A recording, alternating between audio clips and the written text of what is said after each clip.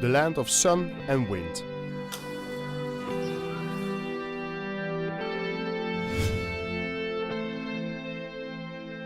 The land of unique culture strongly connected to the forest.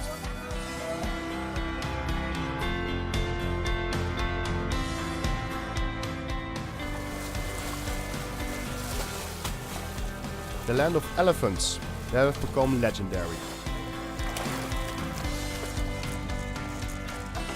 And the land of coffee aroma.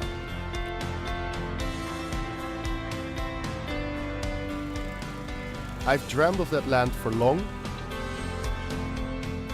and now it's time for me to discover the Central Highlands of Vietnam.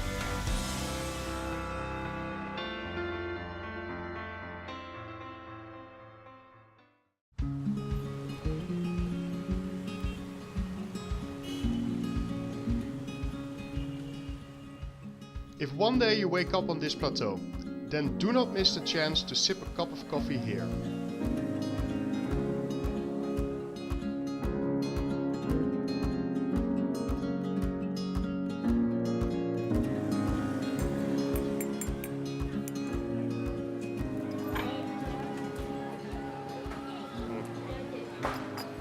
I love drinking coffee in the morning. At the moment I'm in the heart of the coffee culture of Vietnam, and I'm looking forward to find out about new things of this culture.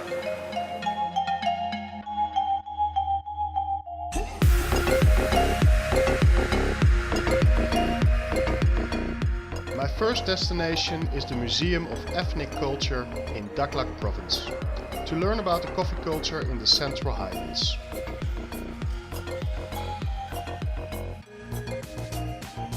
The history of coffee in the Central Highlands in general, and Dak Lak province in particular, has been displayed in this museum.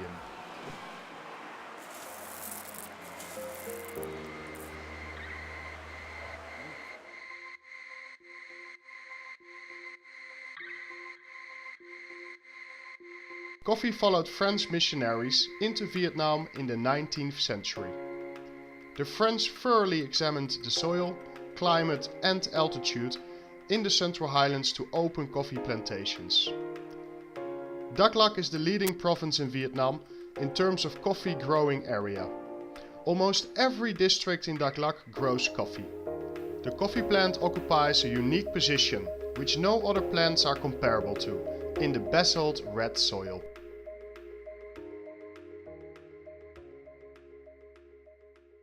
If you picture Vietnam, you would think about rice fields.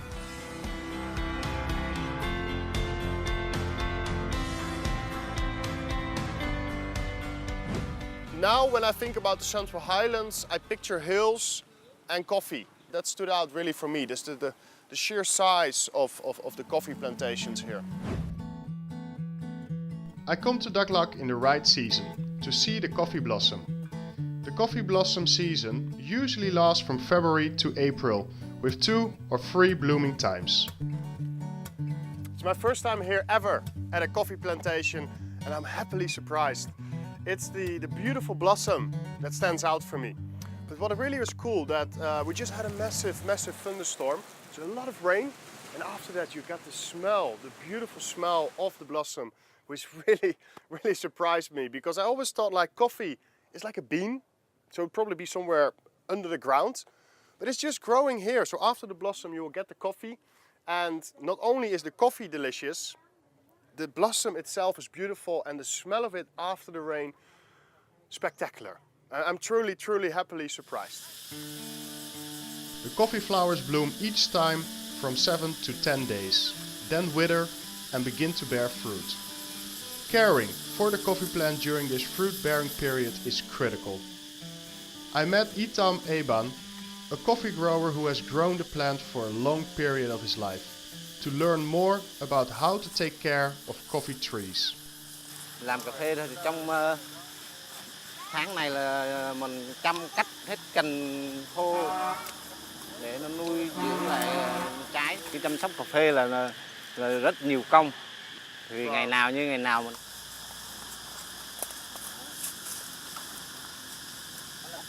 Đây là anh co được cắt không? Cái này không được. Cái này Tại sao? nó ra hoa sau này là nó bắt đầu trái đây như đây này. Ở đây á? Đây nó mới ra nụ đây này. Vâng. Ngày nào tưới là bắt đầu nó mới ra hoa. Ok, rồi. Tưới là không cắt. Vâng ạ. Chỉ mà cắt cành khô thôi. Ở đây là không được á? Không được cắt cành khô đây thôi. Ít đây á.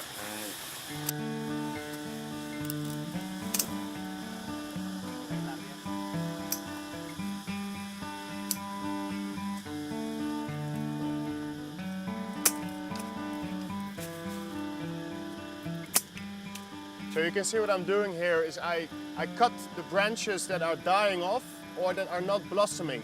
Without the blossom, there will be no coffee bean. I'll show you. This is a branch that is working perfectly fine. This is the old blossom over here. And you can see here as well, you got the first coffee bean growing on the branch. So that one we shouldn't cut. And the one here, for example, you see that the dead part, you have to cut it off. So the good part of the branch can still grow and continue to develop new coffee beans. Okay.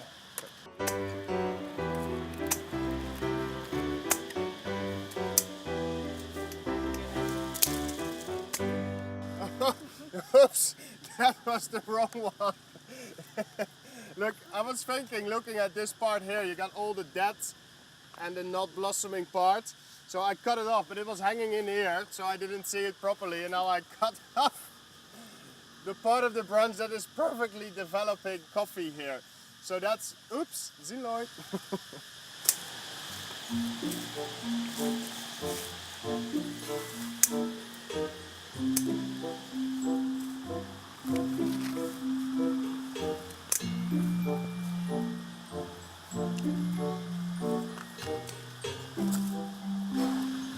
I tell you one thing, man, this is heavy work. It's not really enjoyable if you gotta go crawl down everywhere and then you gotta look straight up, you know, you can see the sun is there, you know, I'm sweating all the way. Truly heavy, it's heavy work. And it looks like you're just cutting off branches, but it's really like you gotta move around, and like here stuck again, a lot of these branches. Look at this, only this one here. How many? You see that? It's not like you just have one or two branches to cut. You gotta constantly, each coffee plant needs to be done like dozens at a time. So it just takes hours per day, you know, to just maintain the quality of the coffee plant. According to Itam, when the coffee trees are well taken care of, then we'll produce fruit properly. The harvesting time is in November and December. However, a successful coffee season still depends a lot on the right weather. Now for me it stands out that living in the Central Highlands is not a place that is easy. So it hardens the people here. I can see it in their eyes, I can see it in their faces that they have a hard life because it's physically draining to work every day at the coffee farm. You think about a beautiful cup of coffee, you enjoy drinking it, but having seen where the coffee comes from and also how the local people, they in a way farm the coffee plant. So that's an eye-opener for me, to respect for the coffee farmer. Up till now, the Ede people have been living in traditional houses, although some of them have been replaced by brick ones. An interesting fact is that the Ede still maintain matriarchy in their society. The French brought coffee to the Central Highlands, but it's very much the locals here that turned coffee into their own culture.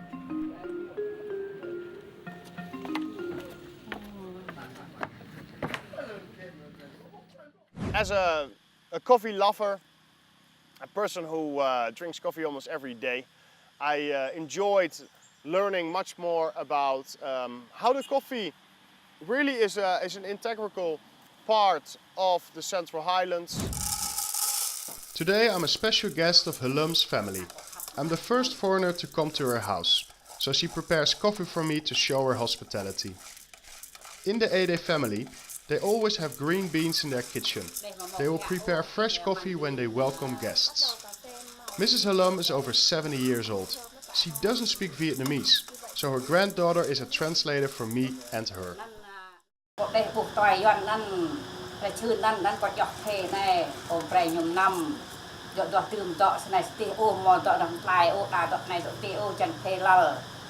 Hôm nay là có khách đặc biệt là cho nên là bà mới pha cà phê như thế này, và cà phê này thì không có pha các chất phụ gia nào hết, tức là làm từ nguyên chất luôn, rất là thơm và ngon.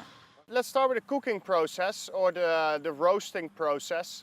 In the beginning I was a bit like, is this gonna work, yes or no? Because you have a pan, you got a fire without gas, so one time it's too much fire, the other time it's hardly any fire. I'm like, how to control the temperature of the pan? Thì ngày xưa thì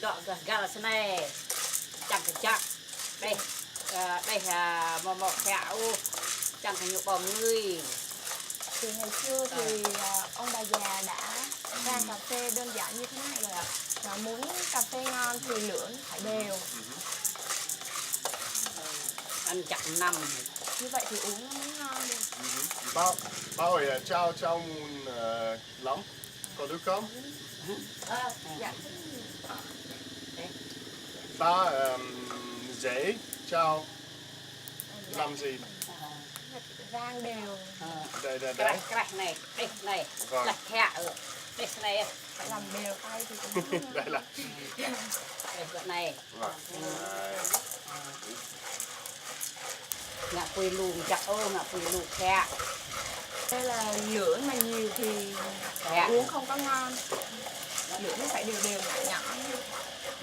Something that stood out for me is that she used the sticks. So sometimes she moves the sticks away from the fire, then she moves the stick in the fire to control the heat.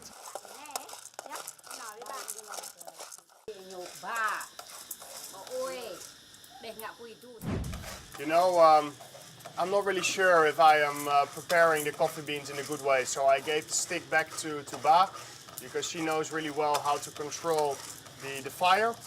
Yes, you got to be careful not to have a fire too strong, otherwise you will burn the beans too much. And secondly, you got to stir in a certain way to make sure that each bean will be perfectly roasted and burnt. Và em có thích uống cà phê không? Dạ tất nhiên rồi, sáng nào là lúc nào em cũng phải có một cốc cà phê. Rồi. Và pha bao nhiêu cốc? Thì nếu mà em thì thường uống nhẹ thôi thì em pha cỡ 2 thìa. Dạ. Nếu mà muốn uống mạnh á, thì cỡ 3 hoặc 4 thìa là được. Rồi. Anh rất yêu uống cà phê, rất thích. Em thích uống cà phê đi cà phê hoặc thích uống ở đây, ở nhà? Thì lúc nào thì bạn bè cũng hay rủ ra quán uống cà phê, nhưng mà với ở nhà lúc nào cũng có một cái hương vị nó đặc trưng của cà phê hơn, nên em vẫn thích là uống cà phê ở nhà. Yeah.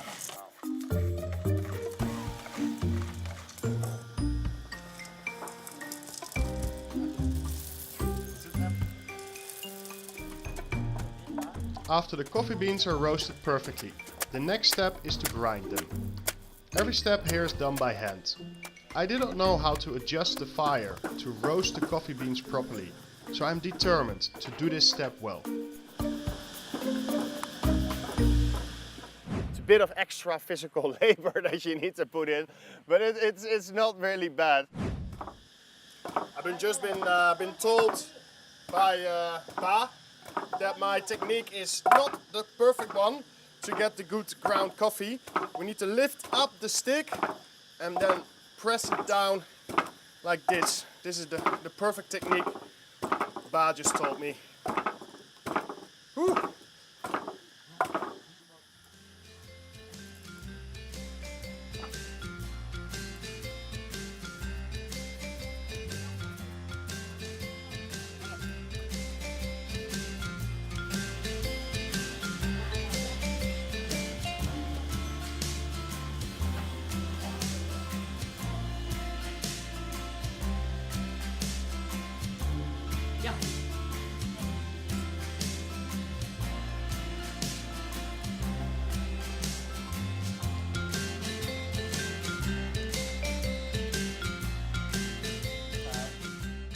Finally, it's time for me to enjoy coffee in the 8-day tradition.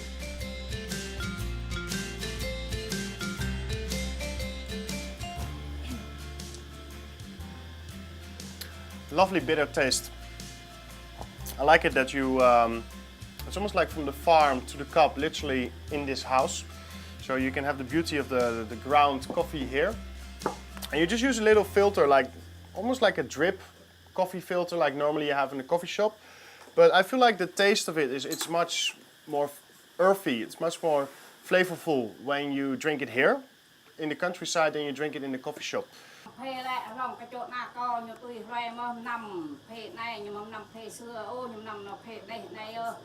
Dạ, từ ngày xưa thì cà phê bằng vải là truyền thống của người ED rồi, cho nên là dù bây giờ con cháu nó cứ có uống ở ngoài quán như thế nào thì về đây thì là phải uống cà phê mà được pha bằng vải như thế này. Có dọc phê còn năm lu qua năm làm năm mơ đừng coi năm phê này. Bà uống cà phê là từ năm 12 tuổi và mỗi sáng là bà đều lúc nào cũng phải có một tách cà phê. Bà pha lên cho cả nhà để uống. Để trong nhân lúc mà uống cà phê buổi sáng mà quay quần ở phòng khách là bà dạy dỗ con cháu là làm việc rồi học hành như thế nào đó. In the ED family, it's the mother who makes the coffee. And it's almost you can see that when the mother is doing something in the household, for example, making the coffee, the rest of the family will gather around the mother. The beautiful thing is it's not that I learned by watching, it's coffee that taught me all about ED culture. Sitting in their traditional house, sipping coffee in a sunny afternoon, suddenly I recognize the value of life here. What they do is a way of nurturing the soul by staying close to the nature. Here, hardly no signs of modernization or industrialization. Life happens as it was before, and I feel happiness can be found in these simple ways of living.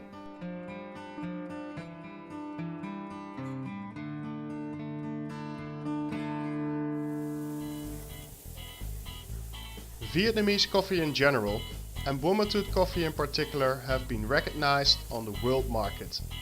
However, there are two people who cherish their dreams to further confirm the value of Vietnamese coffee and create their own paths of success. I met with Tung, a young businessman with the determination to bring clean coffee to everyone. Tung named his business Azan. In Hebrew this means community power. This name to some extent expresses the will of the founders of Azan Coffee.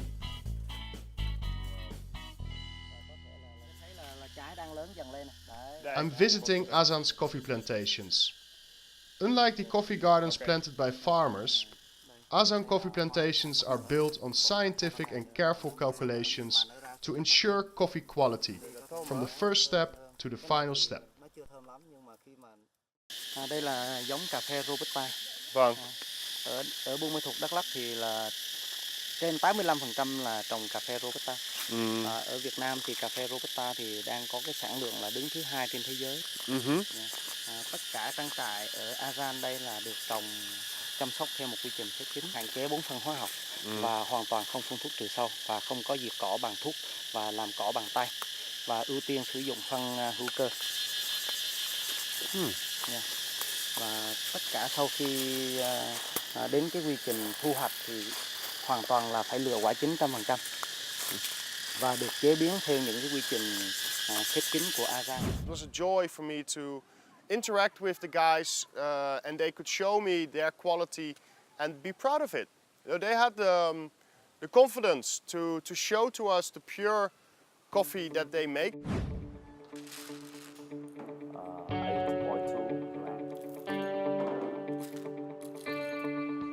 I'm challenged to do a test. Can I recognize the pure flavors of the native coffee in the Central Highlands? Phuong, co-founder of Azan Coffee, prepares a casual cupping for me. According to Phuong, this is an opportunity for me to recognize the pure taste of coffee from the Central Highlands, through which I can detect the flavored coffee. Here we have three types of coffee. 2 samples of Robusta and 1 sample of Arabica. Particle. This one is very different from the processing. And he focuses on two things. What I liked is the first one is the aroma. So you gotta smell it. And the second one, of course, is the flavor. So you got to use the taste, your tongue. For me, personally, I focus more or less only on the flavor because that's mostly what we focus on when you drink coffee.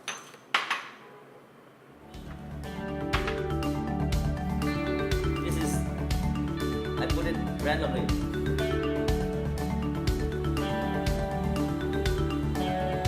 The cocoa.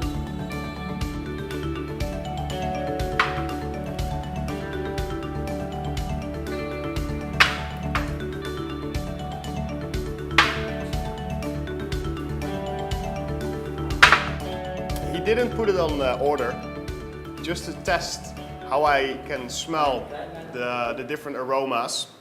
And I think I got it right. So he asked me to put it in pairs.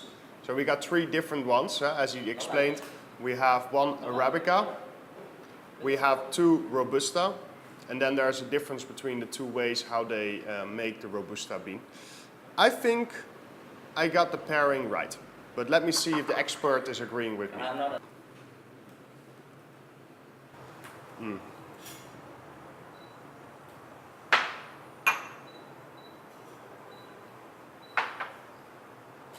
I kind of think this one has a darker, deeper aroma in it. It's almost like you can flavor, you can smell the ground, the soil, the earth of the plant coming through this one. Exactly. That is the word we use to describe the flavor of this one. The soil, woody and earthy. Yes. Just the flavor. Right. Yeah. Yeah. This is the first time I experienced such a cupping session. Although it is informal, I still find it quite useful for coffee lovers like me to understand the real coffee. And you try to slip slop the water.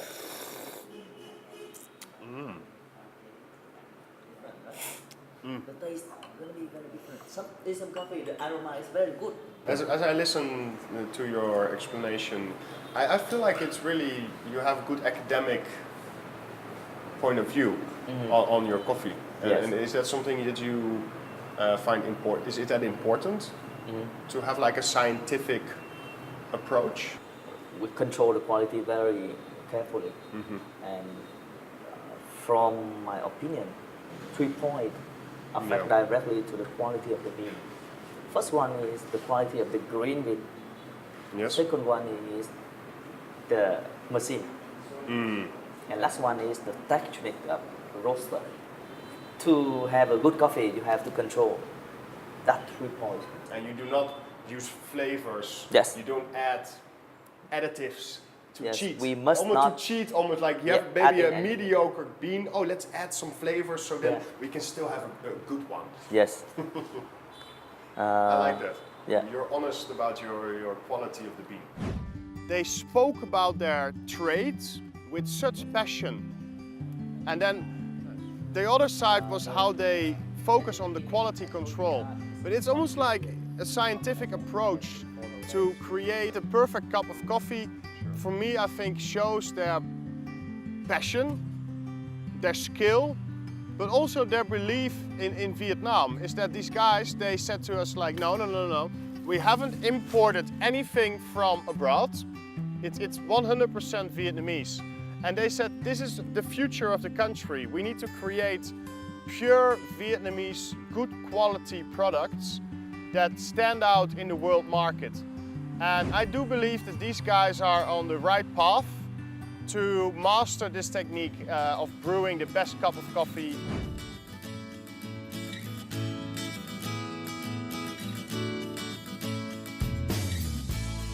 My journey to the Central Highlands ended with a flood of emotion. I've seen the culture of mountains and forests, which is as durable as the groundwater absorbed into the life here. I met the lovely elephants in their mahouts, which make a culture of elephants only found in the Central Highlands. And now I'm sitting here with a cup of pure coffee from the Central Highlands, taking in the sunshine and the wind on this beautiful plateau. And above all, I've experienced the beautiful culture and lifestyle, having met loving people here. They've shown me how to nurture my soul and stay in touch with nature.